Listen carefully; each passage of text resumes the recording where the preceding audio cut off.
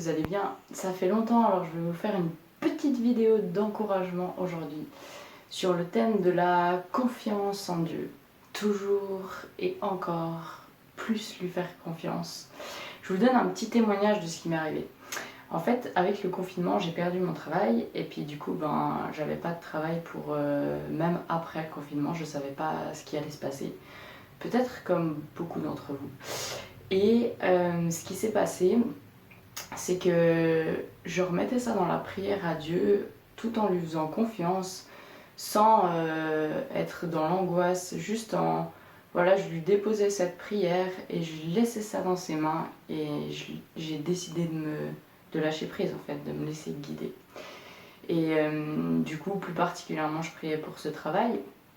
Et vers la fin du confinement, je suis allée faire une petite balade avec une amie autour de chez moi et j'ai trouvé une carte d'identité par terre. Alors on a commencé à prier pour la personne à qui appartenait cette carte d'identité. Et après, donc en rentrant chez moi, j'avais vraiment le sens qu'en fait il fallait que j'aille rendre cette carte à l'adresse de la personne et que je lui écrive un mot avec. Je sais pas pour ceux qui ont suivi les vidéos d'avant, sur mon petit témoignage que j'ai distribué des lettres d'amour, l'amour parfait bannit la crainte. C'était un peu ce type de lettres là que j'avais écrit, bien qu'elle soit un peu différente pour cette femme à qui j'allais rendre la carte d'identité.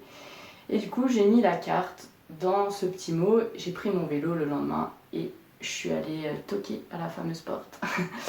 Et du coup donc cette femme m'a ouvert. Elle a ouvert le mot avec la carte et elle a vu le mot Jésus. Et elle a dit « Ah, mais vous êtes chrétienne, mais nous aussi on croit en Jésus. » Alors on a commencé à boire le thé ensemble. Après ils m'ont invité à manger. On a eu plein de petites discussions autour de témoignages de ce que Dieu faisait dans nos vies, etc. Et en fait, il se trouve qu'à ce moment-là, cette femme m'a proposé de venir travailler une semaine avec elle et son mari pour garder leurs petits-enfants, leurs 8 petits-enfants, qui vont du coup l'âge de 1 à 7 ans. Et du coup c'était extraordinaire parce que moi je cherchais quelque chose pour travailler. Et puis en plus de garder des enfants et puis de me dire que j'allais pouvoir aussi leur transmettre en fait ce que Dieu m'a donné. J'avais ce verset en fait qui revenait vraiment tu aimeras ton prochain comme toi-même.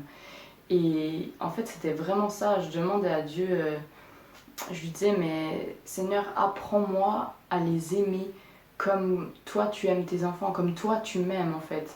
Apprends-moi et ça va être cool. Et du coup je me réjouissais de cette semaine-là.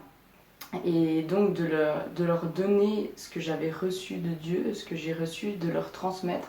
Parce qu'aussi d'avoir à la conscience que ces enfants, ils ont un potentiel juste chacun différent mais extraordinaire. Et qu'en fait, nous on est là juste pour les aider en fait, à développer ce potentiel qu'il y a en eux. Et pour qu'ils s'épanouissent simplement et qu'ils rentrent dans les plans de Dieu pour leur vie, pour chacun.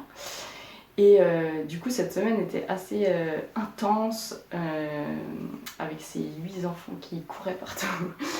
Mais c'était hyper enrichissant parce que du coup le matin on avait un petit moment de prière tous ensemble. Après moi je faisais de la louange à la guitare où j'incluais en fait le prénom de chaque enfant dedans. Puis après on dansait Yahweh dans le salon et après on allait faire aussi du foot dehors, je leur faisais faire aussi plein d'étirements, plein de petites choses comme ça.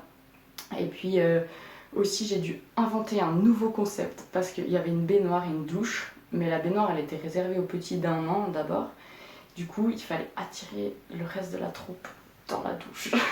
Du coup j'ai décidé d'inventer le concept de douche en musique et d'inventer, ça a déjà été inventé mais voilà, de le mettre en place.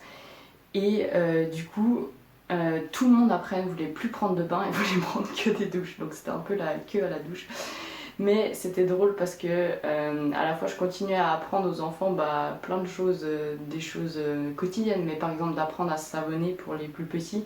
En fait, je mettais la louange et puis la douche c'était une vitre et du coup à travers la vitre, je chantais en même temps et puis je savonnais, je disais le Saint-Esprit est là, ah, ah. Le Saint-Esprit est là. Allez maintenant le dos, les jambes. Et du coup les enfants prenaient leur douche tout en s'amusant. Ce moment qui avant était tellement pas aimé. On va prendre la douche. Ah non, j'ai pas envie. Bah là ils attendaient la douche avec impatience.